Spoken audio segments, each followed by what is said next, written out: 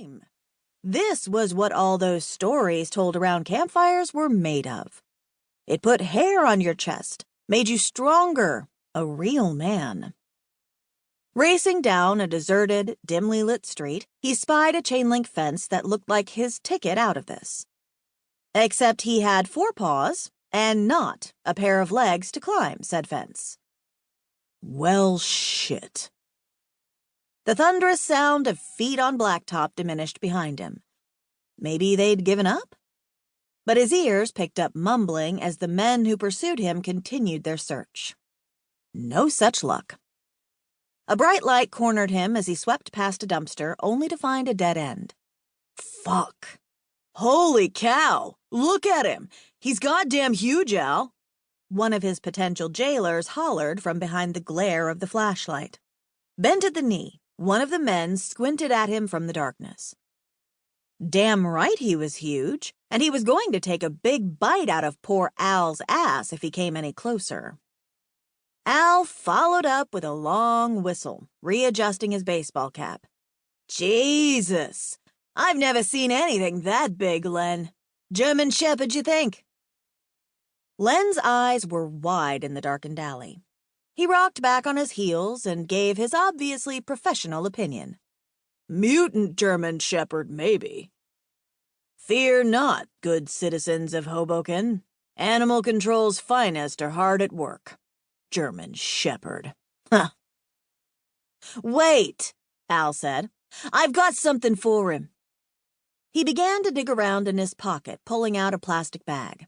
He probably had a stash of milk bones at the ready to entice strays.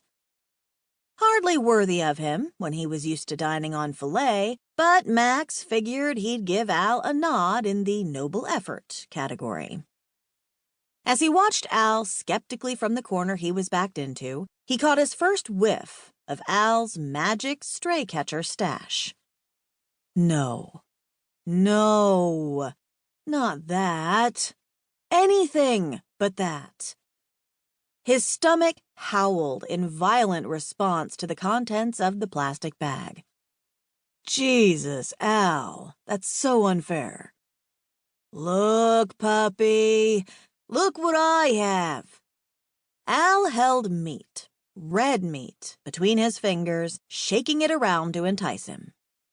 Max liberally sniffed the air surrounding the meat. Oh, the hell!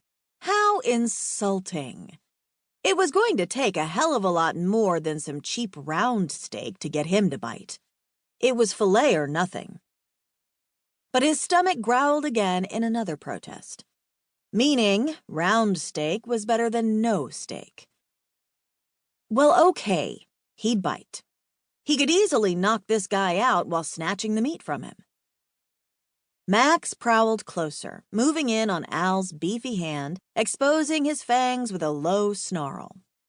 Teeth. It was all about showing them the teeth. Freaked everybody out.